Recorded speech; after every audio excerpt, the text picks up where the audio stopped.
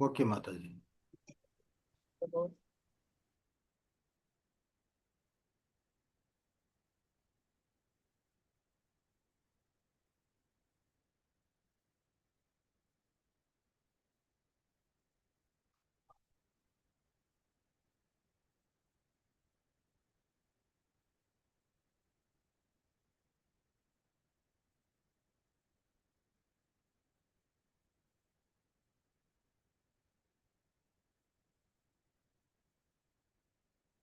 என்ன கோகோஸ்டோ ஏதோ பண்ணாதான் வந்து என்னால ஷேர் பண்ண முடியும் மாதாஜி.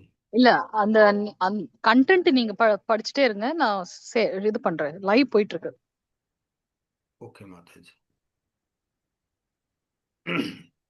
அனைத்து நீங்க நித்யானந்த திரையோதசியை பத்தி சொல்லிடுங்க, அதுக்குள்ள நான் உங்களை ஹோஸ்ட் பண்ணிடுறேன். ஓகே மாதாஜி. அனைத்து கிருஷ்ண பக்தர்களுக்கும் மங்களூர் இஸ்கான் சார்பாக வணக்கத்தை தெரிவித்துக் கொள்கிறேன். இன்று வந்து நித்யானந்த திரையோதசி. முழுமுதற் கடவுளான ஸ்ரீ நித்யானந்த பிரபுவிற்கு நான் எனது வந்தனங்களை அர்ப்பணிக்கிறேன். அவரது ஐஸ்வர்யம் அற்புதமானது, எல்லையற்றதாகும். அவரது இச்சையால் ஒரு முட்டாள் கூட அவரது ஸ்வரூபத்தினை புரிந்து கொள்ள முடியும். இது சைத்தன்ய சரணாமிர்தத்துல அத்தியாயம் 5:1 சொல்லப்பட்டிருக்கு. இன்னைக்கு மத்தியானம் வரைக்கும் நித்யானந்த திரையோதசிக்கு விரதம் இருக்கணும். நித்யானந்த பாதங்களை வந்து பற்றினால் அது வந்து 100 மில்லியன் நிலவை போல குளுமையானது. அதனால அவருடைய ஆசீர்வாதத்தால நம்ம வந்து கிருஷ்ணரை வந்துட்டு எளிதாக அடைய முடியும். அவரும் வந்து வணங்கத்தகுந்த ஒரு குரு. அவரை வணங்கினாலும் நாம் கிருஷ்ணர் பாதங்களை சேர முடியும். இதுதான் நித்யானந்தருடைய பகவான் நித்யானந்தருடைய சிறப்பு ஆகும்.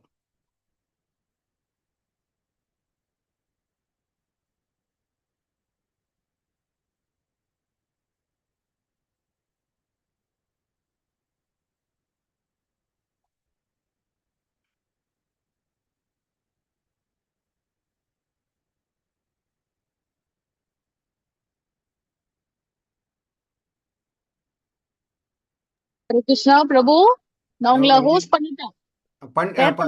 மாதாஜி ஷேர் பண்றேன் மாதாஜி. ஓகே. இப்ப தெரியுதா உங்களுக்கு ஸ்கிரீனு? ஸ்கிரீன் தெரியுது தெரியுது. இப்ப நான் சொன்னது இதுல போட்டிருக்கு. பகவான் நித்யானந்தர் நித்தியமானவர் என்பதால் அவரது தாமரை திருவடிகளிலும் நித்தியமானவை. மேலும் பகவான் நித்யானந்தரின் சேவையை ஏற்றுக்கொள்வர் எவரும் நித்தியமானவராக மாறுகிறார். நித்தியமானவராக மாறிட்டா ஆட்டோமேட்டிக்கா வந்து நம்ம கிருஷ்ணன், இவர் வந்து சிறந்த கிருஷ்ண பக்தருங்கிறதால நமக்கும் அந்த கிருஷ்ணருடைய அருள் கிடைக்கும். இதுல கீழே போட்டிருக்கு பாருங்க, நிதாய் பார்த்த கமல கோட்டி சந்திர சுசிதல அப்படின்னா அது வந்து பங்களால எழுதியிருக்கு, பெங்காலியில் எழுதியிருக்கு. பகவான் நித்யானந்தரின் தாமரை திருவடிகள் 1 மில்லியன் நிலவுகளைப் போல குளுமையானவை அப்படின்னு எழுதியிருக்கு. இது நான் சொன்னதுதான். இன்னைக்கு மத்தியானம் வரைக்கும் விரதம் இருக்கணும். முழுமுதற் கடவுளான ஸ்ரீ நித்யானந்த பிரபுவிற்கு நான் எனது வந்தனங்களை அர்ப்பணிக்கிறேன். அவரது ஐஸ்வர்யம் அற்புதமானதும் எல்லையற்றதும் ஆகும். அவரது இச்சையினால் ஒரு முட்டாள் கூட அவரது சுரூபத்தினை புரிய முடியும். அதாவது எதுவுமே ஞானம் இல்லாதவங்க கூட அவரை புரிஞ்சிக்க முடியும்னா அவர் அருள் இருந்தால் நம்ம டெஃபினட்டா கிருஷ்ணரை புரிஞ்சிக்க முடியும். இதுதான் இதனுடைய கான்செப்ட். அடுத்து வந்து ஒரு பாடல் இது தெரியுதா? நதியா கோத்ருமே நித்யானந்த மகாராஜா. ஸ்கிரீன் தெரியுதா? ஹலோ, தெரியுது தெரியுது பிரபு, தெரியுது. தெரியுது பிரபு, தெரியுது. நான் ஆடியோவும் ஆன் பண்றேன். நீங்க எல்லாரும் அதை வந்து பஜனை மாதிரி தான் இருக்கு. அதை இது டெக்ஸ்டும் அது கீழேயே இருக்கு. சரியா? ஓகே பிரபு, ஓகே பிரபு. ஹரே கிருஷ்ணா.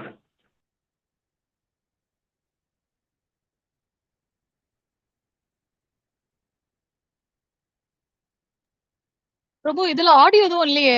ஆடியோ ஃபைல் இருக்கு. இமேஜ் தான் உங்களுக்கு நான் ஷேர் பண்ணேன். ஆமா, மத்த யூடியூப் இதெல்லாம் நம்ம போடக்கூடாது, காப்பிரைட் இஷ்யூ வரும். எல்லோருக்கும் ஹரே கிருஷ்ணா. நமக்கு தெரியும் நித்யானந்த பிரபு வந்து பலராமருடைய அம்சம். அவர்தான் வந்து முதல் ஆன்மீக குரு. அவரை சரணடைந்தவங்க கண்டிப்பாக அவர் என்ன பண்றாரு, பகவான் இடத்துல கொண்டு சேர்க்கிறாருன்னு தெரியும். அதைத்தான் வந்து பிரபுஜி இப்ப சொன்னாங்க.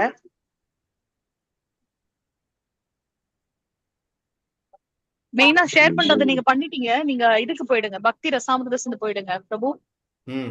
வாசிக்க ஆரம்பிச்சிருங்க. நேத்து எதுல இருந்து விட்டீங்களோ அதுல இருந்து வாசிங்க. ஓகே மாதாஜி.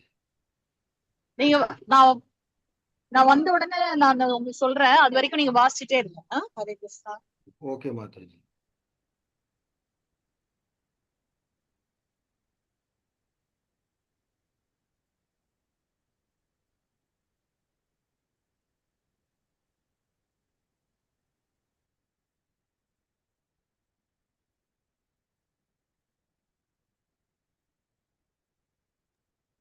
பிரபு என்னாச்சு பிரபு? இதோ இது எடுத்துட்டு இருக்கேன் மாதாஜி. ஓகே.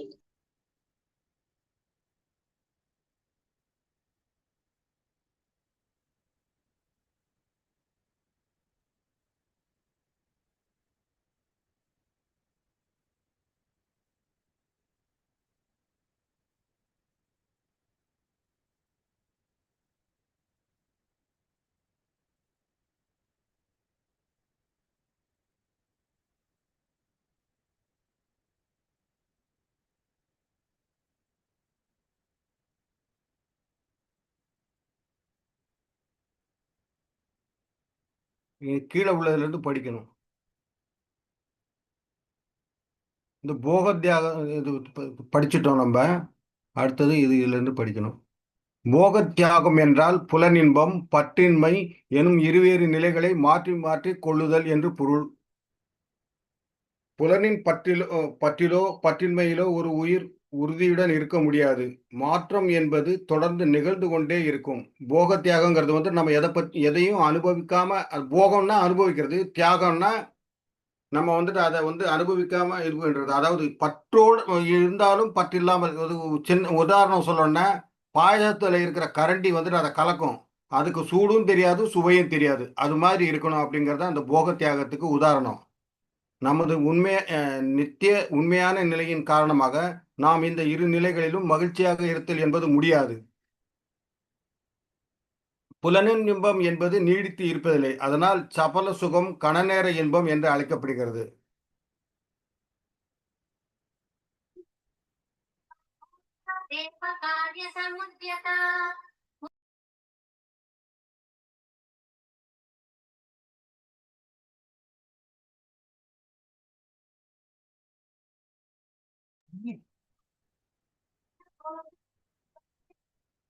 சாரி, அதனால வந்து போக தியாகங்கிறது வந்து நம்மளால வந்து நிச்சயமாக வந்துட்டு அது இருக்க முடியாது. அதனால கொஞ்ச நேரத்துல வந்துட்டு அனுபவிக்கிறது அந்த சப்பல சுகம். சப்பலம் சப்பலம் சாதாரண தமிழ்லையும் சொல்றோம். அதனால் அது சபல சுகம் கணநேர இன்பம் என்று அழைக்கப்படுகிறது. சான்றாக ஒரு இல்லறத்தான் இரவும் பகலும் கடுமையாக உழைத்து தன் குடும்பத்தினருக்கு வசதி செய்து கொடுப்பதில் வெற்றியடைந்து அதன் மூலம் ஒரு வகையான சுவையினை அனுபவித்து மகிழ்கிறான். அது வந்து இதுல சொல்றதுக்கு எதுவும் ஈஸியாவே புரியுது இல்லையா? அப்ப நல்லா இது பண்ணிட்டு சாயங்காலம் வந்த உடனே நல்லா உழைச்சிட்டு குடும்பத்தோட வசதி வெற்றி அடைந்து அதனால அவனுக்கு வந்து சரி நம்ம குடும்பத்துக்கு இதெல்லாம் பண்ணி கொடுத்தோம் அப்படிங்கிறதுல வந்து ஒரு சந்தோஷம் வருது. ஆனால் அவனது உலகில் இன்பத்தின் முழு வளர்ச்சியும் அவன் வாழ்நாள் முடியும் பொழுது அவன் உடலுடன் சேர்ந்து உடனே முடிவு பெறுகிறது. அவன் லைஃப் முடிகிறப்போ அந்த இன்பமும் முடிஞ்சிருது. ஆகையால் கடவுள் நம்பிக்கையற்ற மனிதர்களுக்கு மரணம் என்பது கடவுளின் தூதனாகிறது. கடவுள் இருப்பதை பக்தன் பக்தி தொண்டின் மூலம் உணர்கிறான். அதே சமயம் நாத்திகன் கடவுள் இருப்பதை மனிதன் மரணத்தின் முடிவில் உணர்கிறான். ஓ சம்சாரி அந்த கடவுள் நம்பிக்கை உள்ளவனுக்கு வந்துட்டு மரணம்னா கடவுள் ஆண்டவன் நம்மளை அனுப்பிச்சிட்டாரு, ஆண்டவன் கிட்ட போயிட்டோம்னு சொல்லிட்டு நம்ம சர்வசாதாரணம் சொல்றோம். கடவுள் இருப்பதை பக்தன் பக்தி தொண்டின் மூலம் அழிறான். நம்ம பக்தி செய்யறதால தான் வந்துட்டு அவனுக்கு வந்து அந்த இது தெரியுது, சரி நம்ம ஆண்டவன் கிட்ட போய் சேர போறோம் அப்படின்னு. அதே நாத்தியன் வந்து மரணத்தின் தருவாயில் தான் அவன் உணர்றான். அதை அவனால வந்து அதை இதுவும் உணர்த்தவும் முடியாது, மற்றவங்களுக்கு வந்து சொல்லவும் முடியாது. ஏன்னா அதுக்குள்ள அவனுக்கு மரணம் வந்துடுது. மரணத்துடன் எல்லாம் முடிந்து விடுகிறது. பின்னர் ஒருவன் வாழ்வின் புதிய அத்தியாயத்தை புதிய சூழ்நிலையில் அது கடந்த ஒன்றினை விட உயர்ந்ததோ தாழ்ந்ததோ தொடங்க வேண்டியவனாகிறான். அடுத்து வந்து ஆத்மா வந்து நம்ம எப்படி போகுதோ அதுக்கு தகுந்த மாதிரி என்ன நம்மள உயர்ந்த இதுவா இருந்தாலும் பிறவியா இருந்தாலும் சரி, தாழ்ந்த பிறவியா இருந்தாலும் அதுல இருந்து அவன் தொடங்க வேண்டியதா இருக்கு. அரசியல், சமூகம், தேசியம், சர்வதேசியம் என்று சொற்களம் எதுவாயினும் அதில் நமது செயல்களின் பயன் வாழ்க்கை முடிவுறும் போது முடிந்து விடுகிறது. இது நிச்சயம். நம்ம எந்த வாழ்க்கை வாழ்ந்தாலும் சரி, இந்த இது வாழ்க்கை முடியும் போது அதனுடைய பலன் எல்லாமே வந்து முடிஞ்சுதான் போகுது. எனினும் பக்தி ரசம் என்னும் பகவானின் உன்னத அன்பு தொண்டில் சுவைக்கப்படும் ரசத்தின் சுவையானது வாழ்க்கை முடியும் பொழுது முடிவதில்லை. அது என்றும் அழியாமல் தொடர்கிறது. ஆனா பக்திங்கிறது வந்துட்டு எந்த இடத்துல விடுறோம் இந்த ஜென்மத்துல, அடுத்த ஜென்மத்துல கண்டிப்பா அது தொடரும். அதனால்தான் பக்தியில் வந்து சரியானபடி வெற்றி அடையாதவர்கள் அடுத்த ஜென்மத்துல ஒரு ஒரு உயர்ந்த பிறப்பு பிறக்கிறாங்க. ஒரு செல்வந்தராகவோ இல்லாட்டி வந்துட்டு ஒரு உன்னத அறிஞர் குடும்பத்திலேயோ பிறந்து திருப்பவும் அந்த பக்தி தொண்டக்கு வந்து தொடர்கிறார்கள். ஆதலால் இது இரவாது நிச்சயமாக இருக்கும். அமிர்தம் எனப்படும் வேத இலக்கியங்களிலும் இது உறுதி செய்யப்பட்டிருக்கிறது. வேத இலக்கியங்களும் இதை வந்துட்டு இது வந்து அமிர்தம் அப்படிங்கன்னா வந்துட்டு என்ன சொல்றது, அது வந்து சாப்பிட சாப்பிட வந்து மிகவும் ருசியா இருக்கக்கூடிய ஒன்று. அதனால அது வந்து வேத இலக்கியங்களில் வந்து பக்தி ரசம் என்பது வந்துட்டு அமிர்தத்துக்கு சமம் என்று சொல்லப்படுகிறது. பக்தி ரசத்தின் ஒரு சிறிது வளர்ச்சியும் மனிதனாக பிறக்கும் நல்வாப்பினை இழத்தன் என்னும் பெரும் அபாயத்திலிருந்து ஒரு பக்தனை காக்கிறது என்று பகவத்கீதை கூறுகிறது. இதை வந்து பகவத்கீதையில ஒரு சிறிய வளர்ச்சியும் மனிதனாக பிறக்கும் நல்வாய்ப்பினை இழத்தல் என்னும் பெரும் அபாயத்திலிருந்து பக்தனை காக்கிறதுங்கிறது ஸ்டாப் பகவத்கீதை பண்ணுங்க. சொல்ற. Hello, sorry to interrupt. Screen share பண்ணது பண்ணுங்க. அது வேற ஒரு இதோட இருக்குல்ல, அது நமக்கு ப்ராப்ளம் ஆயிடக்கூடாது. ஸ்கிரீன் ஷேர் பண்ணியிருக்கேனே மாதாஜி. பக்தி ரசாமிர்த சிந்துவை போடுங்க. நீங்க நித்யானந்த திரையோதசி நான் உங்களுக்கு அமிச்சது போட்டிருக்கேங்க அந்த போஸ்ட். அப்படியா? ஆமா, இவ்வளவு நேரம் யாருமே சொல்லலையா? யாருமே சொல்ல. நான் ஸ்கிரீன் தெரியுதான்னு கேக்குறப்ப வந்துட்டு இதே ஆனந்தத்துல தெளிச்சிருக்காங்க போல. நான் நினைச்சேன் நீங்க இத பத்தி தான் எக்ஸ்பிளைன் பண்றீங்கன்னு ரொம்ப நேரமா பாக்குறேன். சாரி சரி, மாதாஜி. சரி. இப்ப தெரியுதா? சாரிலாம் இல்ல ப்ரோ. தெரியுது, இப்ப தெரியுது. அத நேத்து வந்து 12க்கு விளக்கம் கூட கொடுத்தாங்க அவங்க நீலு மாதாஜி. 12ஆம் ஆமா, கருத்து கரெக்டா தான் போயிட்டு இருக்கு. அப்படியே ப்ரொசீட் பண்ணுங்க. சரி, அடுத்து நான் படிச்சிடுறேன். எந்த இடத்துல இருந்து விட்டேனோ அந்த இடத்துல படிக்கிறேன்.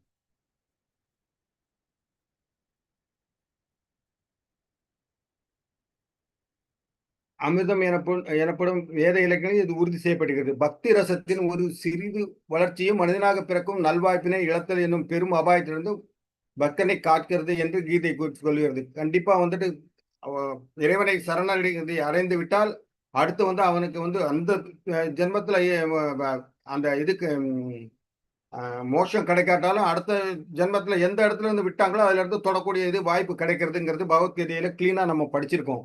சமூக வாழ்வில் பொதுநல சேவையில் தேசியத்தின் சர்வதேசியத்தின் பொது உடைமை கொள்கையில் நாம் உணர்வின்றி பெறப்படும் ரசங்கள் ஒருவனது மறுபிறப்பு மனித பிறப்பு என்னும் உறுதியை அளிப்பதில்லை.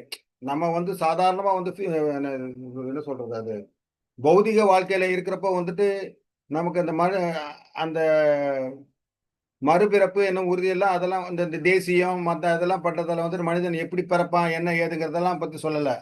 ஆனால் இப்பிறப்பில் ஓர் உயிர் அவனது இன்றைய உடலின் மூலம் செய்யும் வினையின் பயனாக மறுபிறவியில் ஒரு குறிப்பிட்ட உடலை அடைகிறான். இதுவும் வந்து சாதாரணமா எல்லாரும் சொல்லக்கூடியதுதான். இச்செயல்களில் எல்லாம் தெய்வம் என்னும் பரமசக்தியால் அல்லது கடவின் சக்தியாகவே கணக்கில் எடுத்துக்கொள்ளப்படுகின்றன. பகவத்கீதையில் இத்தெய்வமே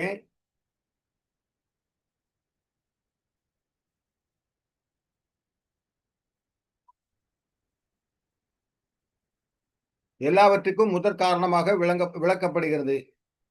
ஒருவன் தெய்வ நேத்திரங்களால் அதாவது பரம அதிகாரியின் கண்காணிப்பினால் தனது அடுத்த உடலை பெறுகிறான் என்று பாகவதம் குறிப்பிடுகிறது. நம்ம என்ன பண்றோமோ அதை வந்து ஆண்டவனுடைய அருளால அடுத்த ஜென்மத்துல வந்துட்டு எந்த உடலை பெறணுங்கிறது நம்ம பண்ற கர்ம வினைகளை பொறுத்து வந்து கிடைக்குது. சாதாரணமாக தெய்வம் என்பதற்கு விதி என்று ஒரு பொருள். தெய்வ கண்காணிப்பு நமக்கு 84 லட்சம் வடிவங்களிலிருந்து ஒரு உடலை தேர்ந்தெடுத்து கொடுக்கிறது. நம்ம பண்ண கர்மத்துக்கு தகுந்த மாதிரி இந்த 84 லட்சத்துல வந்துட்டு ஏதாவது ஒரு உருவம் வந்து நமக்கு கொடுக்கப்படுது. எதனை தேர்ந்தெடுப்பது என்பது நமது விருப்பத்தை சார்ந்ததல்ல, மாறாக நம்ம விதிக்கேற்ப நமக்கு வழங்கப்படுகிறது. நம்ம என்ன கர்மம் பண்ணியிருக்கோமோ அதுக்கு தகுந்த மாதிரி தான் வந்து நமக்கு இது 84 லட்சம் உயிர்வாழியில ஏதாவது ஒரு இது நமக்கு கொடுக்கப்படுது. அது நம்ம சாய்ஸ் கிடையாது. அது வந்து பகவான் கிருஷ்ணருடைய சாய்ஸ் தான். நமது இன்றைய உடல் கிருஷ்ண உணவு செயல்களில் ஈடுபட்டிருந்தது என்றால் அடுத்த பிறவியில் குறைந்தபட்சம் நாம் மனிதனாவது பிறக்கலாம் என்பது உறுதி அளிக்கப்படுகிறது. நம்ம கிருஷ்ண பக்தியில இருந்தா அடுத்த ஜென்மத்துல குறைந்தபட்சம் மனிதனாவதாக பிறக்கலாம். இல்லாட்டி நம்ம ஏதானும் இந்த 4 இதெல்லாம் ஃபாலோ பண்ணாம இருந்தா, சாப்பிடுறதுல இன்ட்ரெஸ்டா இருந்தா அவனுக்கு நாய் பிறவியாவோ புலி இது மிருகமாவோ பிறப்போம். அது வந்து நம்ம பகவத்கீதையில நல்லாவே கிளியரா விளக்கப்பட்டிருக்கு. பக்தி யோகத்தை பூர்த்தி செய்ய முடியவில்லை என்ற போதிலும் ஒருவன் கிருஷ்ண உணர்வில் ஈடுபட்டிருந்தால் என்றால் அவன் மீண்டும் மனித சமுதாயத்தின் உயர் குலங்களில் ஒன்றில் பிறக்கிறார். அதுவும் கீதையில சொல்லப்பட்டிருக்கிறது தான். அதன் மூலம் அவன் கிருஷ்ண உணர்வில் தானாகவே மேலும் வளர்ச்சி பெறக்கூடியவனாகிறான். ஆகையால் கிருஷ்ண உணர்வின் உண்மையான அனைத்து செயல்களும் அமிர்தம் அல்லது நித்தியமானவையாகும். அதனால கிருஷ்ண உணர்வுல இருந்தா நம்ம கண்டிப்பா வந்துட்டு ஒரு உயர்ந்த நிலையை அடைவோம் என்பதற்கு எள்ளளவும் சந்தேகமே இல்லை. இதுவே பக்தி ரசாமிர்த சிந்துவின் மைய கருத்தாகும். நம்ம இப்ப இந்த படிச்சுட்டு இருக்கிற இந்த புக் இருக்கு இல்லையா, அதனுடைய மைய கருத்தை வந்து கிருஷ்ண உணர்வுலயே நம்ம இருந்தா அடுத்த ஜென்மத்துல கண்டிப்பா மனிதனாக பிறப்போம். அந்த எந்த இடத்துல விட்டோமோ மேற்கொண்டு நம்ம அந்த முக்தி நிலையை அடைவதற்கு அடுத்த மீண்டும் மனித சமுதாயத்துல உயர் குலத்துல பிறந்து அதன் மூலம் திருப்பும் கிருஷ்ண உணர்வினால் தானாக வளர்ச்சி பெறக்கூடிய நிலைமை வரும் அப்படிங்கிறது தான் இந்த பக்தி ரசாமிர்த சிந்து வந்துட்டு நமக்கு வலியுறுத்துது. பக்தி ரசத்தின் என்றும் அழியாத சுவையினை பக்தி ரசாமிர்த சிந்துவை படிக்கும்போது தன்னார்வம் உள்ள ஒரு மாணவனால் புரிந்து கொள்ள முடியும். இதை படிக்க படிக்க நமக்கு வந்துட்டு அந்த எப்படி பக்தி பண்றது என்ன ஏது அப்படிங்கறது அதனுடைய டேஸ்ட் எல்லாமே நமக்கு வந்து புரிய ஆரம்பிக்கும். பக்தி ரசம் அல்லது கிருஷ்ண உணர்வினை மேற்கொள்வதானது ஒருவனது கவலைகளை போக்கி அவனை புண்ணிய வாழ்விற்கு இட்டு செல்லும். நிஜமா வந்து நம்ம வந்து ஆண்டவன் நீயே கதி, எனக்கு என்ன நடந்தாலும் நீயே பாத்துக்கோ அப்படின்னு சொல்றப்ப வந்து நம்ம எதை பத்தியும் கவலைப்படாம அந்த கவலையெல்லாம் நீங்கி நமக்கு அடுத்த ஸ்டெப் வந்து கரெக்டா ஆண்டவன் என்ன பண்ணணுமோ அதை என்ன சொல்லுவாங்களே, மலை போல் வரும் துயரியாவும் பனி போல் விலகிவிடும் அப்படின்னு வந்துட்டு இந்த கவிஞர் சொன்ன மாதிரி கண்டிப்பா அந்த மாதிரி தான் நடக்கும். ஒருவனுக்கு உன்னத வாழ்வினை அருள்வதின் மூலம் முக்தியின் மதிப்பினை குறைக்கும். இது புரியல, மாதாஜி வந்தாதான் சொல்லணும். ஒருவனுக்கு உணர்வத வாழ்வினை அருள்வதன் மூலம் முக்தியின் மதிப்பினை குறைக்கும். முக்தி உணர்வு உண்டாவதற்கு பக்தி ரசமாய் போதுமானதும். ஏனென்றால் அது பரம புருஷன் பகவான் கிருஷ்ணரின் கவனத்தை ஈர்க்கிறது. பொதுவாக புதிய பக்தர்கள் கிருஷ்ணர் அல்லது கடவுளை காண்பதில் ஆர்வமுடையவர்களாக இருக்கின்றனர். இது கொஞ்சம் மாதாஜி வந்தவுடனே விளக்க சொல்லலாம் இதை. ஆனால் கடவுளை காணவோ அல்லது உணரவோ தற்கால கூர்மலிங்கிய உலகி பிரபு என்ன இது சொன்னீங்க, இன்னொரு தடவை சொல்லுங்க, எந்த லைன் சொன்னீங்க? இந்த இது இல்லையா, அதாவது ஒருவனுக்கு உன்னத வாழ்வினை அருள்வதின் மூலம் முக்தியின் மதிப்பினை குறைக்கும் அப்படின்னு இருக்கு. முக்தியின் மதிப்பினை குறைக்கிறதுன்னா எனக்கு அது சரியா புரியல மாட்டாது. நல்ல லைஃப் கொடுத்தா வந்து அவனுக்கு முக்தி கிடைக்காதா என்னது, அது எனக்கு புரியல. நம்மதான் தூய பக்தர்கள் வந்து பகவானிடத்துல முக்தியை வேண்டுவதில்லை இல்லையா, அவங்க விமுக்தி எப்பொழுதும் பகவானுக்கு பக்தி தொண்டு செய்யணும்னே விரும்புறாங்க. 5 விதமான முக்திகள் நம்ம பார்க்கிறோம் இல்லையா, சாயுத்த யுக்தி முக்தி அந்த மாதிரி. சோ எப்ப நம்ம பகவானுக்கு பக்தி தொண்டு செய்து உண்மையான தூய பக்தி தொண்டு செய்யறோமோ அப்ப முக்தியை கூட நாம விரும்புறது இல்லையா. மனிதனுடைய வாழ்க்கையோட நோக்கமே அவங்க எல்லாம் என்ன மற்ற பிலாசபில தொண்டு செய்யற நிலையதான் நம்ம விரும்புவோம், அததான் சொல்லுது இல்லையா. எப்பொழுதும் பகவானுக்கு பக்தி தொண்டு செய்யணும், பக்தருக்கும் பகவானுக்கும் தொண்டு செய்யணும்னு நினைக்கிறோம் இல்லையா, அதுதான் வந்து தூய பக்தனுடைய பாவமாக இருக்கு. சோ அவங்க முக்தியை கூட விரும்புறது கிடையாது, அவங்க விமுக்தி எப்பவும் தொண்டு செய்யணும்ன்ற பாவத்துல இருக்காங்க. அததான் இங்க சொல்லப்பட்டிருக்கு. ஓகே மாதாஜி, முக்தி உணர்வு உண்டாவதற்கு பக்தி ரசமே போதுவானது. முக்தி கிடைக்கிறது சும்மா பக்தியா இருந்தாலே முக்தி கிடைச்சிடும். ஆனா அந்த என்ன சொல்றது, இந்த சுத்த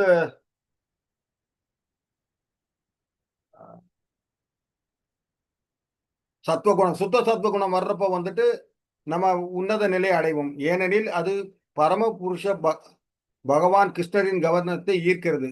நம்ம வந்து முக்தி உணர்வோடு இருந்தா, அதாவது கிருஷ்ணரை பற்றி நினைத்தாலே அவருக்கு வந்துட்டு அவர் முக்தி நமக்கு கொடுத்துருவாரு. பொதுவாக புதிய பக்தர்கள் கிருஷ்ணர் அல்லது கடவுளை காண்பதில் ஆர்வமுடையவனாக இருக்கிறனர். ஆனால் கடவுளை காணவோ அல்லது உணர்வோ நமது தற்கால கூர்மழுங்கிய உலகியல் புலன்களால் முடியாது. எல்லாருமே கிருஷ்ணரை காணணும் அப்படிங்கிற அந்த புதிய பக்தர்கள் கிருஷ்ணரை வந்து நம்ம எப்படியாவது வந்து பாத்துறணும், இது பண்ணணும் அப்படிங்கிற இதுல இருக்கும். ஆனா நம்ம அந்த மெட்டீரியல் வேர்ல்டு உள்ள இதுவால வந்து நம்மளால அதை உணரவே முடியாது. பக்தி ரசாமத சிந்துவில் பரிந்துரைக்கப்படும் பக்தி தொண்டு முறையானது ஒருவனை அவனது வாழ்க்கை நிலையிலிருந்து ஆன்மீக நிலைக்கு படிப்படியாக உயர்த்தும்.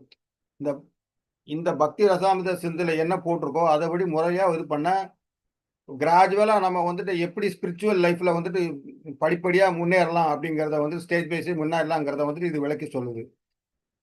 அங்கே ஒரு பக்தன் அனைத்து நிலைகளிலும் பரிசுத்தம் அடைகிறான். ஒவ்வொரு ஸ்டேஜ்லயுமே வந்து பியூரிஃபை ஆகிதான் அடுத்த ஸ்டேஜுக்கு போறான். பக்தி ரசத்தோடு நித்தியமா தொடர்புடையாக இருக்கும்போது புலன்களால் பரிசுத்தம் அடைய முடியும். கண்டிப்பா வந்து நம்ம வந்து அந்த 4 பிரின்சிபல்ஸ் இதெல்லாம் இது பண்றப்போ வந்து ஆட்டோமேட்டிக்கா வந்து நமக்கு எப்பயுமே அந்த பரிசுத்த உணர்வு தான் இருக்கும். தூய்மையான புலன்கள் பகவானில் தொண்டில் ஈடுபடும் போது ஒருவன் பக்தி ரச வாழ்வில் நிலை பெறுகிறான். ஆட்டோமேட்டிக்கா வந்துட்டு நமக்கு மனது வந்து ஒரு நிலையாகும், அந்த கான்சென்ட்ரேஷன் இதுவா இருக்கும். கண்டிப்பா அந்த ஏகாகிரதா அப்படிங்கறது வந்துட்டு கிருஷ்ண உணர்விலேயே நம்ம இருக்கிறதுக்கு வந்துட்டு அந்த 4 பிரின்சிபிள்ஸ் வந்துட்டு பேசிக் பிரின்சிபல் வந்துட்டு நமக்கு உதவுது. உன்னத ரச வாழ்வில் பக்தி ரச வாழ்வில் கிருஷ்ணரின் திருப்திக்காக செய்யப்படும் எச்சையிலும் நித்தியமாக சுவைக்கக்கூடியதாகும். கிருஷ்ணனை நினைத்துக்கிட்டு நம்ம எது செஞ்சாலும் அது நிச்சயமாக வந்துட்டு அதனுடைய சுகமே தனிதான்.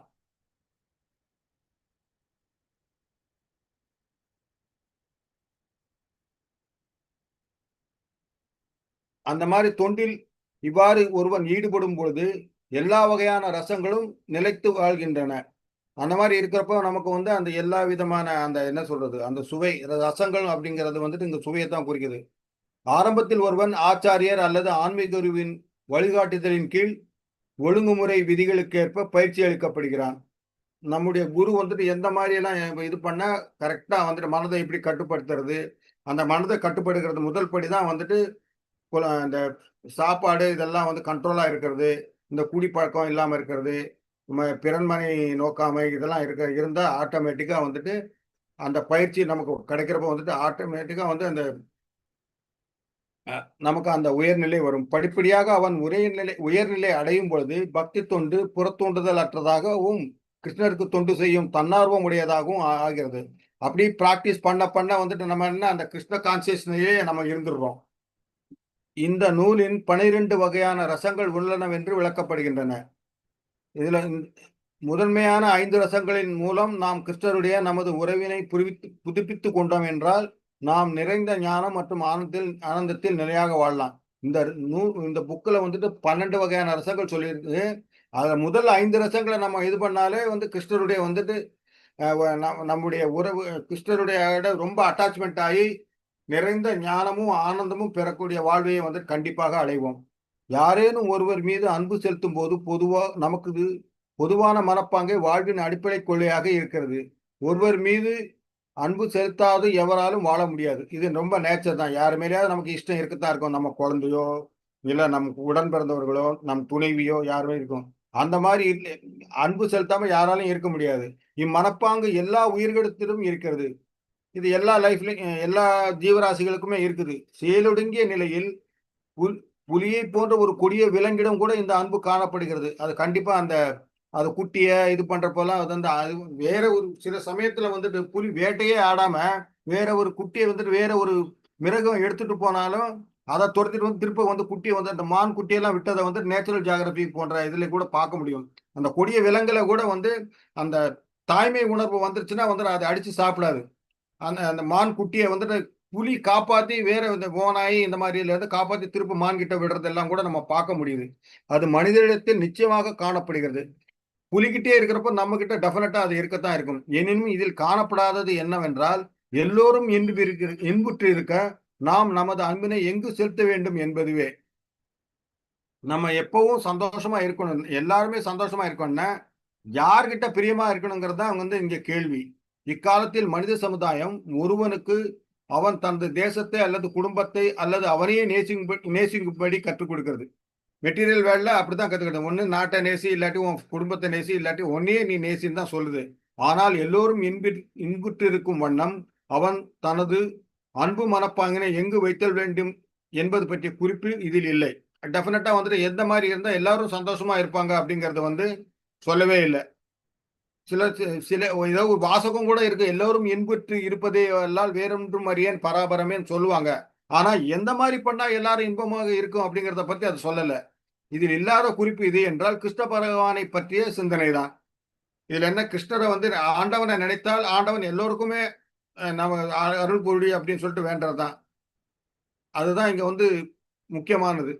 பக்தி ரசாமிர்த சிந்து கிருஷ்ணர் மீதான நமது அன்பினை தூண்டி நாம் நமது ஆனந்தமயமான வாழ்வினை அனுபவிக்கும் இடத்தில் எவ்வாறு நிலை பெறுவது என்பதை நமக்கு கற்றுக் கொடுக்கிறது.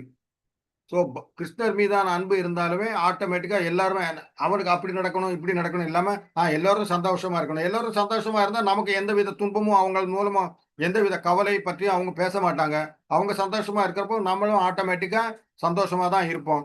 இது வந்து இதுக்கு முக்கியமான இது வந்து இது உதவுறது வந்துட்டு சத்சங்கம் உதவுது. ஏன்னா கிருஷ்ண பக்தியில எல்லாரும் இருக்கிறப்போ வந்துட்டு எல்லாருமே ஒரு ஆனந்த நிலையில தான் நம்ம இருப்போம். ஆரம்ப நிலையில் ஒரு குழந்தை தனது பெற்றோரை நேசிக்கிறது. இது வந்து நேச்சர் தான். பிறகு உடன் பிறந்த சகோதர சகோதரிகளை நேசிக்கிறது. அக்குழந்தை வளர்ச்சி அடைந்தவுடன் அவன் தனது குடும்பம், சமுதாயம், இனம், தான் பிறந்த ஊர், நாடு போன்றவற்றையும் அல்லது மனிதகுலம் முழுவதையுமே நேசிக்கிறான். மனிதகுலம் முழுவதையுமே அவன் நேசித்த போதிலும் அவனது அன்பு நிறைவேன்றி இருக்கிறது. எல்லாரையும் இது பண்ணாலும் கூட அவனுடைய அன்பு வந்துட்டு ஃபுல்ஃபில் ஆக மாட்டேங்குது. பரம பாசத்துக்குரியவர் யார் என்று நாம் அறியும் வரை அந்த அன்பு மனப்பாங்கு அரைகுறையாவே நிரப்பப்பட்டதாக இருக்குது.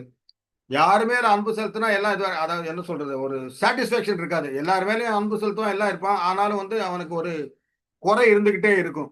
அந்த அன்பு கிருஷ்ணரின் மீது வைக்கப்படும் போது மட்டுமே முற்றிலும் திருப்தி உடையதாக ஆகிறது. கிருஷ்ணர் மேல வைக்கிறப்பதான் ரைட், நம்ம நம்ம எல்லாத்துக்கும் கரெக்டாவே அன்பு செலுத்துறோம், நம்ம இது பண்றதுங்கிற அந்த சாட்டிஸ்பேக்ஷன் வருது. இந்த கருத்தே பக்தி ரசாமிர்த சிந்துவின் சாரமாகும். இதுதான் இந்த பக்தி ரசாமிர்த சிந்துவோட புக்கில் வந்து இருக்குது. நம்ம எல்லாருக்கிட்டையும் அன்பு செலுத்துறது மட்டும் இல்லாம கிருஷ்ணர் மேல அன்பு செலுத்தினாலே ஆட்டோமேட்டிக்கா எல்லார் மேலேயும் அன்பு செலுத்துற மனோபாவம் வந்துடும் அப்படிங்கிறது தான் இந்த புக்கு வந்து கருத்தாகும். அது 5 வித்தியாசமான உன்னத ரசங்களில் நாம் எவ்வாறு கிருஷ்ணர் மீது அன்பு செலுத்த முடியும் என்று நமக்கு போதிக்கிறது. அந்த 12 ரசத்துல வந்துட்டு 5 ரசத்தை மட்டும் இது வந்து விளக்குது. அது எப்படி அன்பு செலுத்த முடியும் கிருஷ்ணர் மேல அப்படிங்கிறத வந்துட்டு விளக்குது. ஒளி அல்லது காற்று எவ்வாறு விரிந்து பரவுகின்றதோ அதுபோல் நமது அன்பும் விரிவடைகிறது. ஆயினும் அது எங்கே முடிகிறது என்பது நமக்கு தெரியாது. நிச்சயமாக காற்று எது வரைக்கும் இருக்கு, என்ன ஏது, அதெல்லாம் நம்ம கண்களுக்கு புலப்படாது. ஒளி வந்துட்டு எங்க இருந்து ஆரம்பிச்சு இப்ப சூரியனிட இருந்து ஒளி வந்து பூமிக்கு வந்து அடையுது. நம்மையும் தாண்டி அதை அடுத்த இடத்துக்கும் போகத்தானே போகுது. செவ்வாய் மண்டலம், வியாழன் எல்லாத்துக்குமே போகத்தான் போகுது. ஆனா அது எங்க முடியுதுன்னு நமக்கு தெரியவே தெரியாது.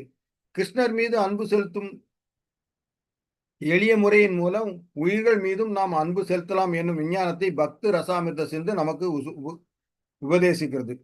கிருஷ்ணர் மீது அன்பு செலுத்தினா உயிர்கள் மீதும் ஆட்டோமேட்டிக்கா நமக்கு வந்து அன்பு செலுத்தலாம்ங்கிற அந்த பேசிக் ஃபண்டமெண்டல் விஞ்ஞானம்ங்கிறது வந்துட்டு ஃபண்டமெண்டல் பேசிக்னு கூட சொல்லலாங்க. அதை வந்து பக்தி ரசாமிர்த சிந்து நமக்கு உபதேசிக்கிறது. மனித சமுதாயத்தின் அமைதியும் இணக்கமும் உண்டாக்க நாம் தவறிவிட்டோம். நேச்சர் அது அப்ப அவன் ஏன் இப்படி இருக்கான், அவன் வந்து நல்லா இருக்கானே, நம்ம இது பண்றானே அப்படின்னு சொல்லிட்டு இது பண்றது அப்படிதான் வந்துட்டு.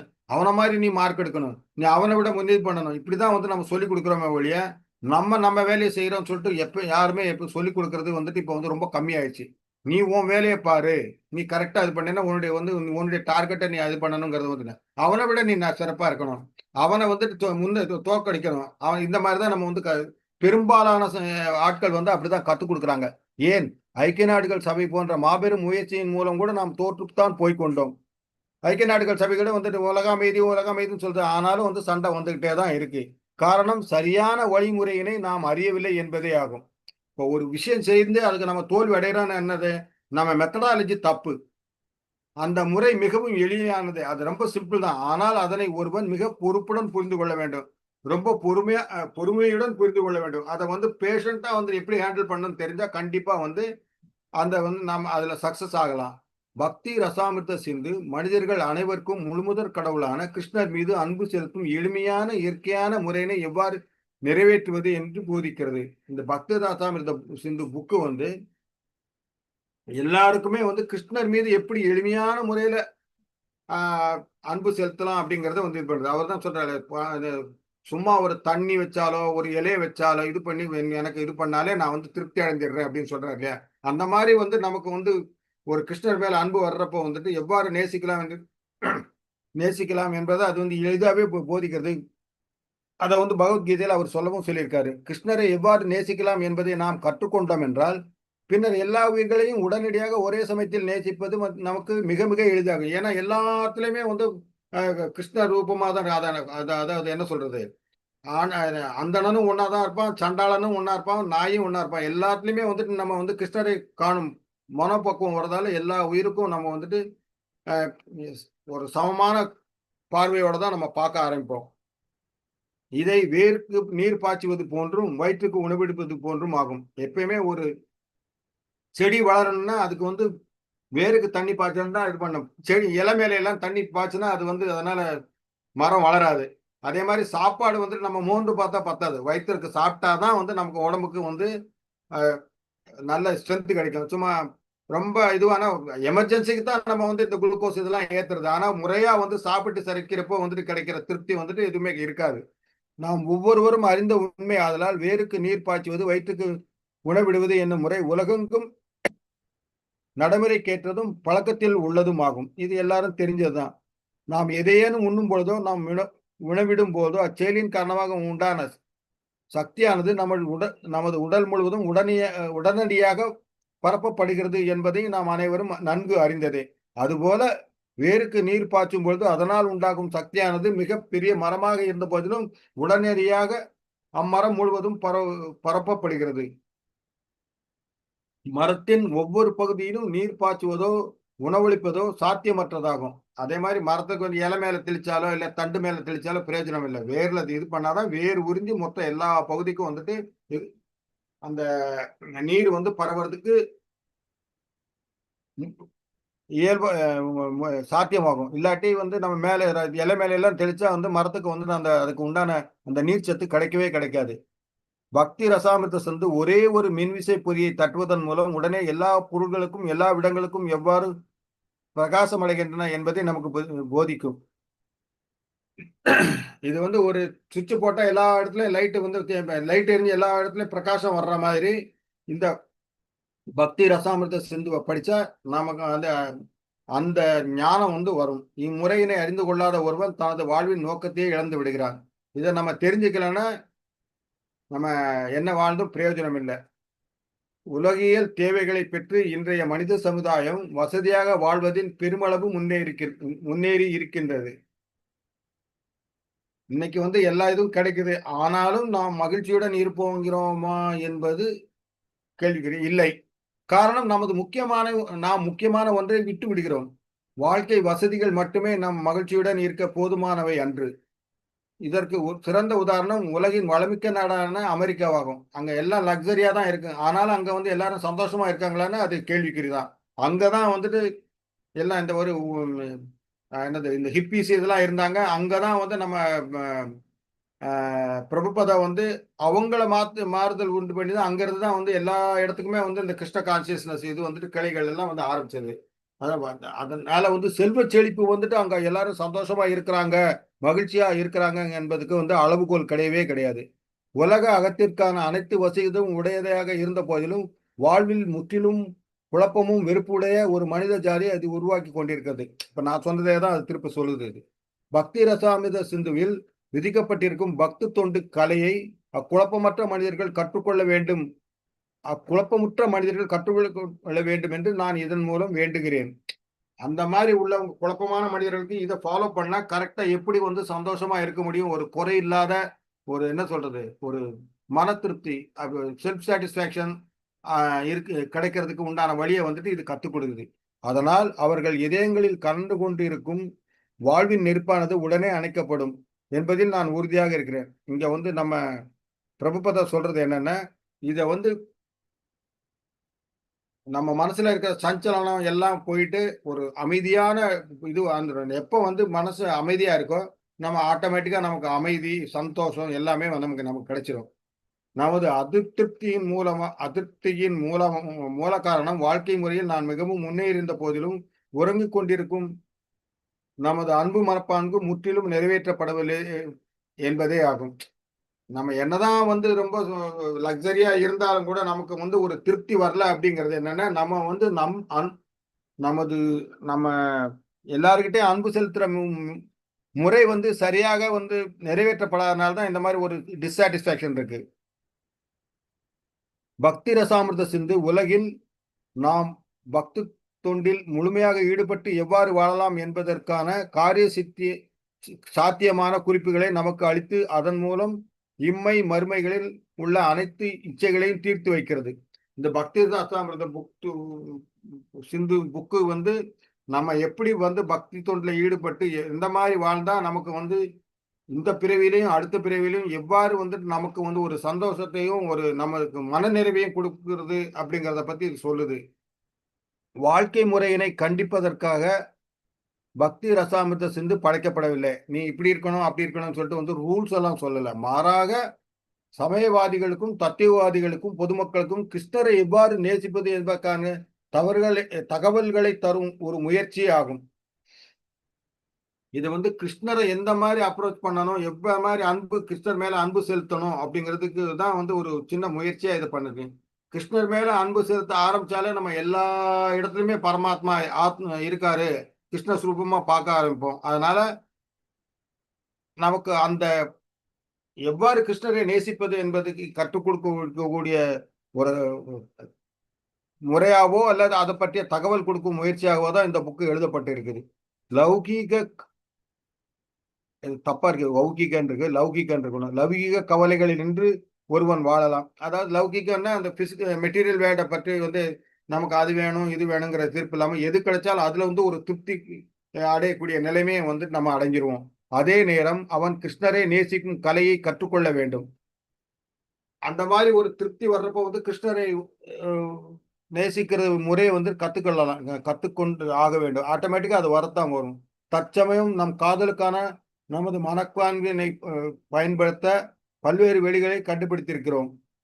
மற்றவங்கள்ட்ட அன்பு செலுத்துறதுக்கு வேற வேற நமது மனப்பான்மையை பற்றி எங்களை எப்படி இப்போ இது பண்ணலாம், எப்படி அட்ராக்ட் பண்ணலாம், அந்த மாதிரி தான் நம்ம யோசிச்சுக்கிட்டே இருக்கோம். ஆனால் நடைமுறையில் நாம் உண்மையான நோக்கமான கிருஷ்ணரை இழந்தவர்களாகவே இருக்கிறோம். மற்றவங்களை அட்ராக்ட் பண்ற மாதிரி கிருஷ்ணரை அட்ராக்ட் பண்றது இல்லை. கிருஷ்ணர் மேல நம்ம அன்பு செலுத்தினா கிருஷ்ணர் நம்ம மேல அட்ராக்ட் ஆயிடுவாரு. அதுதான் இங்க வந்து சொல்லப்பட்டிருக்கு. நாம் மரத்தின் அடிவேரை தவிர அதன் பிற பகுதிகளுக்கெல்லாம் நீர் ஊற்றி கொண்டிருக்கிறோம். அதனால வேருக்கு ஊத்தாம மற்ற இடத்துக்கு ஊத்துனா எப்படி வந்து மரத்துக்கு வந்துட்டு அந்த பலன் இருக்காதோ அது மாதிரி தான் வந்துட்டு இது இருக்கும். எல்லா வழிகளிலும் நாம் நமது உடலினை உறுதியுடையதாக வைக்க முயல்கிறோம். ஆனால் வயிற்றுக்கு மட்டும் உணவளிப்பதை புறக்கணிக்கிறோம். அந்த மாதிரி இருந்தா ஒரு காலம் வந்து நமக்கு வந்து உடல் வந்துட்டு வீக்கா தான் போகும். வயிற்றுக்கு சாப்பிடாம இருந்தா அது வந்து நமக்கு பலத்தை கொடுக்காது. கிருஷ்ணரை இழப்பது என்பது ஒருவன் தனது ஆத்மாவை இழக்கிறான் என்பது பொருளாகும். அவனுடைய என்ன சொல்றது, அவனுடைய அந்த சோலே வந்துட்டு அந்த கிருஷ்ணரை வந்து பத்தி நினைக்கலன்னா அவன் வந்து அந்த சோல் இருந்தும் பிரயோஜனம் இல்லைங்கிறது தான் அர்த்தம். உண்மையான ஆத்ம உணர்வும் கிருஷ்ண உணர்வும் ஒரே சமயத்தில் இணைந்தே செல்கின்றன. அந்த சாட்டிஸ்பாக்சனும் கிருஷ்ண இதுவும் வந்து பேரலா தான் இருக்கும். உதாரணமாக ஒருவன் காலையில் தன்னை காண்கின்றான் என்றால் அவன் சூரிய உதயத்தை கூட காண்கிறான் என்றே பொருளாகும். சூரிய ஒளியை காணாது ஒருவனால் தன்னை காணவே முடியாது. வெளிச்சம் இருந்தாதான் நம்மளை பார்க்க முடியும் இல்லையா? அதுதான் இங்க சொல்ற. அதுபோல கிருஷ்ணரை ஒருவன் உணரவில்லை என்றால் அவன் அங்கு ஆத்ம உணர்வு பற்றிய கேள்விக்கே இடவில்லை. கிருஷ்ணரை தெரிஞ்சு காட்டி அவனுக்கு வந்து அதை வந்து ஒரு நிமிஷம்.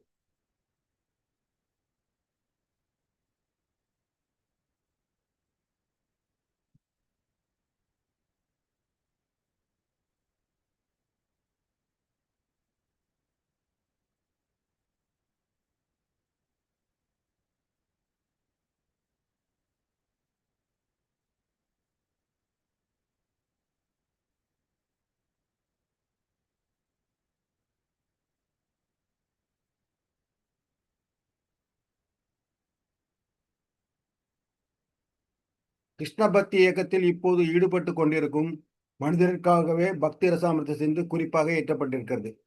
அதாவது ஆரம்ப நிலை பக்தர்களுக்கு அவங்க மேற்கொண்டு பக்தி நிலையை வளர்ப்பு மேன்மையை அடைவதற்காகத்தான் இந்த புக்கு வந்து குறிப்பாக எழுதப்பட்டிருக்கிறது. கிருஷ்ண பக்தி இயக்கத்தை மேலை நாடுகளில் வளர்ப்பதற்கு எனக்கு ஆக்கமும் ஊக்கமும் அளிக்கின்ற எனது அனைத்து நண்பர்களுக்கும் சீடர்களுக்கும் எனது உளப்பூர்வமான நன்றியினை நான் பணிவுடன் சமர்ப்பிக்கிறேன்.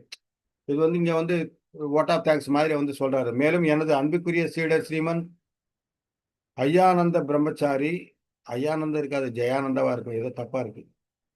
ஜெயானந்த பிரம்மச்சாரி அவர்கள் அளித்த உதவியினை நான் நன்றியோடு ஏற்றுக்கொள்கிறேன். இம்மகா இலக்கியத்தினை வெளியிடுவதற்கு பெருமுயற்சி கொண்ட இஸ்கான் அச்சகத்தின் அனைத்து இயக்குநர்களுக்கும் என் நன்றி கொடுத்தாங்க. இது வந்து பிரபுபாதா வந்து 1970 ஏப்ரல் 13 லாஸ் ஏஞ்சல்ஸ்ல இருந்து சொல்லியிருக்காரு.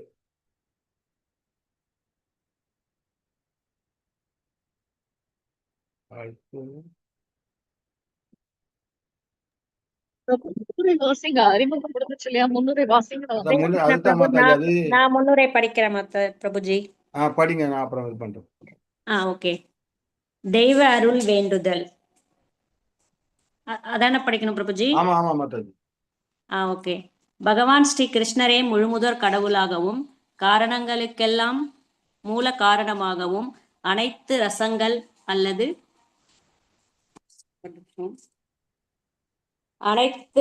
அல்லது உறவுகளின் உறைவிடமாகவும் விளங்குகின்றார்.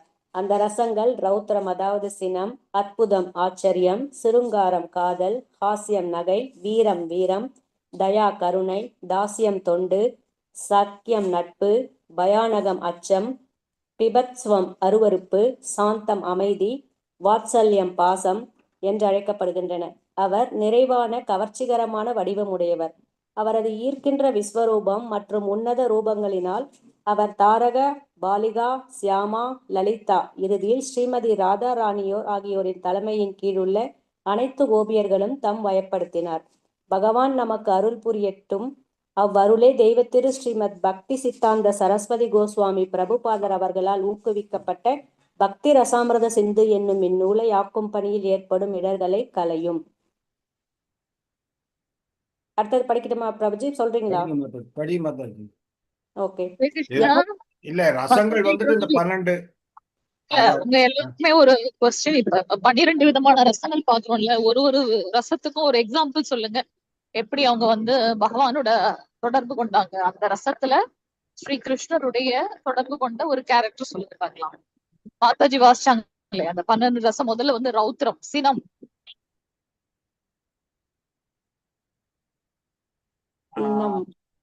நரசிம்மர் வந்துட்டு இவர் மேல சம்ஹாரம் பண்றதுக்காக ஹிரண்யகசிபு மேல கொண்டது சினம். நரசிம்மர் இல்ல பிரபு, நம்ம வந்து அவர் மேல அந்த ரசத்துல இருக்கோம். எப்படி வந்து யசோதா அம்மாவை சொல்றோம் இல்லையா வாத்சல்ய பாவத்துக்கு, அது போல ஹரிபோல் கம்சன் சொல்லலாம். சிசுபாலனும் பகவான் மேல துவேஷம் எப்பவுமே. புரியுது மாதாஜி என்ன சொல்ல வரீங்க. காதல் வந்து ராதா ராணி. ஆச்சரியம் என்ன சொல்லணும்னு சொன்னீங்க? ஸ்ரீமதி ராதா ராணி. ஆமா, கரெக்ட். நான் சொல்ல வந்து அதுக்குள்ள நீங்களே சொல்லுங்க. ஹரே கிருஷ்ணா. ராதா ராணி சொல்லலாம், கோபியர்கள் சொல்லலாம். ஆச்சரியம்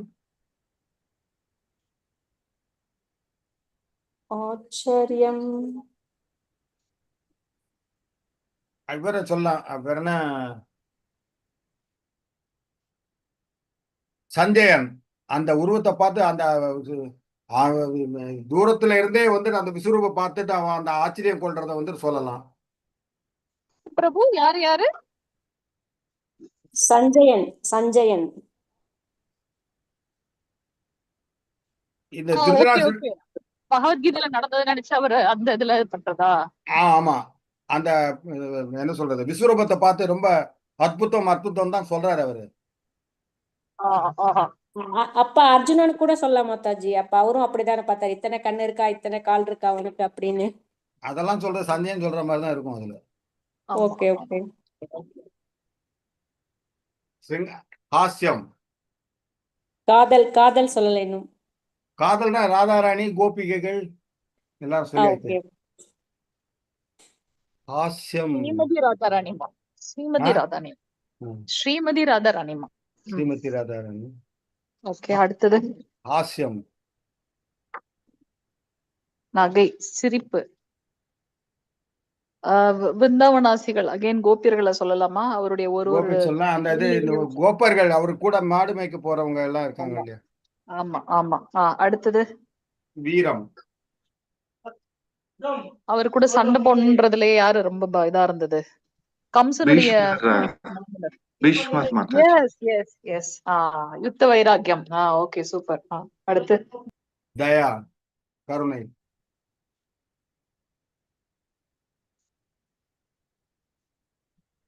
கிருஷ்ணன் மேல கருணை.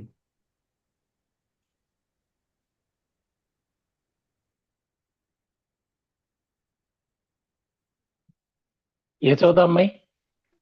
யசோதா ஹரே இல்லையா? கிருஷ்ண அந்த மாதாஜி. இந்த கோபியர்கள்லாம் வெண்ணெய் இதெல்லாம் கொடுக்குறாங்க இல்லையா அவர் இது, அது சொல்லாமா மாதாஜி?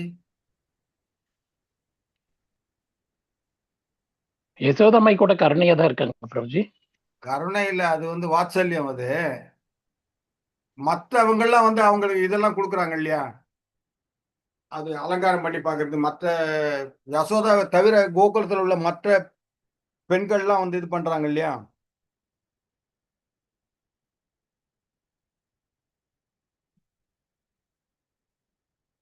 சரி, அது அப்புறம் பார்க்கலாம். தாஸ்யம்.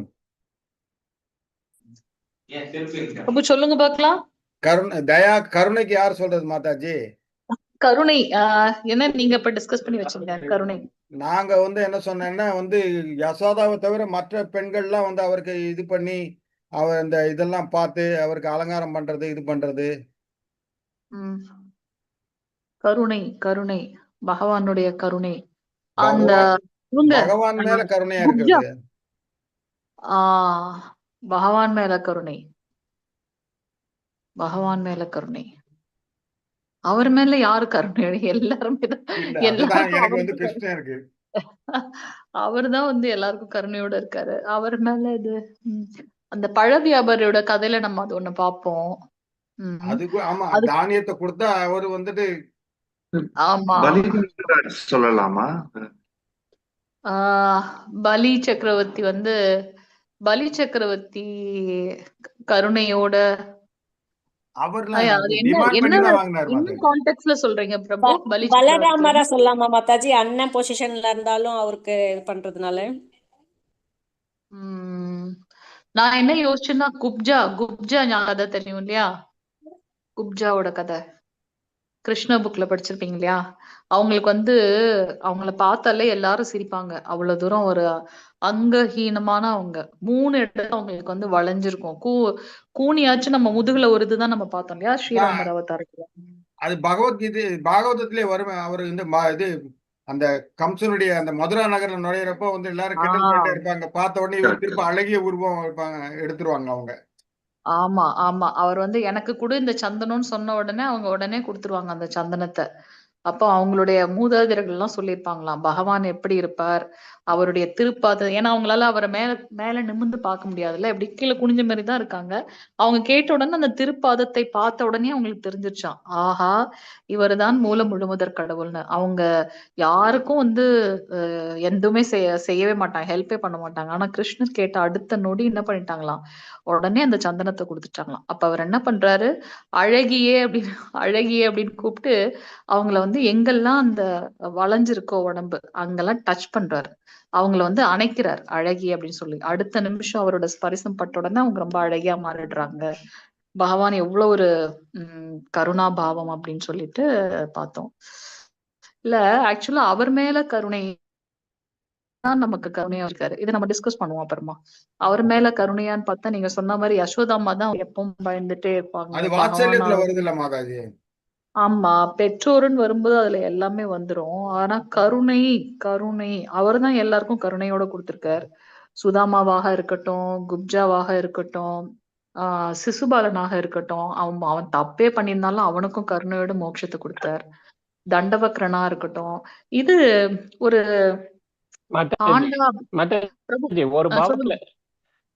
ஒரு பாவத்துல இருந்தாங்கன்னா இன்னொரு பாவத்துல கன்சிடர் பண்ண முடியாதா? அப்படின்னு கிடையாது. மேலும் ரொம்ப மேலோங்கி இருக்கு இல்லையா? இப்ப நம்ம கோபியர்கள் எல்லா பாவத்திலயும் தான் அவங்க வச்சிருக்காங்க. எல்லா பாவமே அவங்க கிட்ட. வாத்சல்ய பாவத்துல இருக்காங்க. ம். கர்ணன் மாதாஜி. கர்ணன் கர்ணன் எப்படி மாதாஜி? என்ன கான்டெக்ட் சொல்றீங்க? கடைசியில அவரு வந்து கிருஷ்ணர் வந்து கேக்குறாருல, நீ செய்த இதெல்லாம் கொடு அப்படின்னு சொல்லிட்டு, அப்ப கர்ணையோட கொடுக்குறாரு, அது சொல்லலாமா? கர்ணன் கொடுக்கிறார். அது ஆக்சுவலா நம்ம படத்துல பார்த்தது. நம்ம வந்து பாகவதத்தோட இதுல இருந்து நம்ம எடுக்கணும். இதுல இருக்கா குறிப்பு? டு பி ஃப்ராங்க், நான் இன்னும் அந்த இது போகல. சோ அதனால அந்த கதை எனக்கு சரியா தெரியல. ஆனா இதுல பார்த்திருக்கோம் ஃபிலிம்ல. அங்க அவர் ஆனா அததான் கேக்குறாரு. அவங்க கிட்ட அததான் கேக்குறாரு ஆக்சுவலா. கருணை கருணை கருணை கருணை. அவர்தான் அவருடைய எல்லாருக்கும் கருணை கொடுக்கிறார். அந்த நீங்க கர்ணனுடைய ரத்த கையில வந்தானே இவருக்கு கருணையோட இல்ல ஏதோ அந்த சொல்லுவாங்க. அந்த தர்மத்தையே அவர் வந்து கொடுத்தாதான் அவரை வந்து அந்த தர்மம் தான் வந்து அவங்கள வந்து தலை காக்குது அப்படின்னுட்டு கடைசியில வந்து அதையும் வாங்கிடுறாரு. ஆக்சுவலா ஆனா நீங்க ஸ்ரீமத் பாகவதத்துல பார்க்கும்போது அது எப்படி தெரியுமா? குந்தி மகாராணி கிட்ட வந்து அவர் முதல்லயே சொல்லிடுவார். சோ குந்தி மகாராணி தான் முதல் நாளே போய் அவங்க கிட்ட வந்து கேட்பாங்க. எது கவச குண்டலத்தை கொடுக்கணும்லாம் அவங்க கேட்கல. அவங்க வந்து அர்ஜுனனை கொல்லக்கூடாது அப்படின்ற வரத்தை மட்டும் வாங்கிட்டு வந்துருவாங்க அப்படின்றத அது பாக்குறோம். கேட்பாங்க. நாகா அஸ்திரத்தை ஒரு வாட்டி தான் விடணும் அப்படின்னு கேக்குறாங்க. 2 வரம். ஆமா அர்ஜுனனை தவிர மற்ற அதான் யாரையும் கேக்குறாங்களே. கொல்லக்கூடாது. ஆமா ஆமா 5 பேர்ல அர்ஜுனனை மட்டும்தான் இல்ல. அர்ஜுனனையுமே வந்து ஒரு தடவை தான் நீ பிரயோகிக்கணும் அதான் அந்த இது அப்படின்னு சொல்லுவாங்க. நாகாஸ்திரம் வந்து ஒரே ஒரு வாட்டி தான் பிரயோகிக்கணும். அர்ஜுனை தவிர மத்தவங்களை கொல்லக்கூடாது. அந்த 2 வரம் கேக்குறாங்க அவங்க. ஆமா. ஆனா அந்த கருணை வந்து அடுத்த வாரத்துக்குள்ள நம்ம வந்து அதை இவங்கள பார்க்கலாம். சொல்லலாமா? அம்பரீஷர் வேணா சொல்லலாமா? அவர் எல்லாத்துலயுமே வருவாரு. இதுலயே சேர்த்துக்கலாமா? அம்பரீஷ் மகாராஜர் அதாவது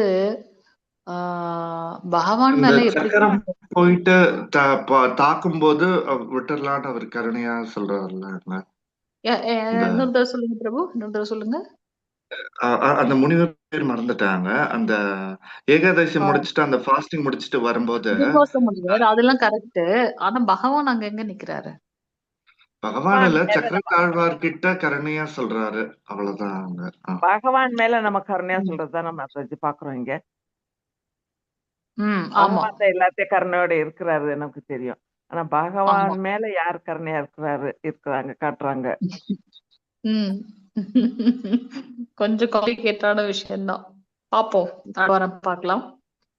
ஓகே சொல்லுங்க மாதாஜி. பிரபுஜி பிரபுஜி அடுத்த வாரம் நம்ம பார்ப்போம். பிரபுஜி சொன்னது அந்த வாசிச்சதுல அறிமுகத்துல வந்து 2 விஷயம் மட்டும் நான் சொல்லணும்னு நினைக்கிறேன். அதோட முடிச்சுக்கலாம் கிளாஸ். வைதி பக்தி, அதாவது ஒழுங்குமுறைகளை ஃபாலோ பண்ணும்போது அந்த பக்தியோட பேர் வந்து வைதி பக்தி அல்லது வைதீக பக்தி அப்படின்னு சொல்றோம். சாதனாவதை வந்து நம்ம ஸ்ட்ரிக்டா ஃபாலோ பண்றோம்.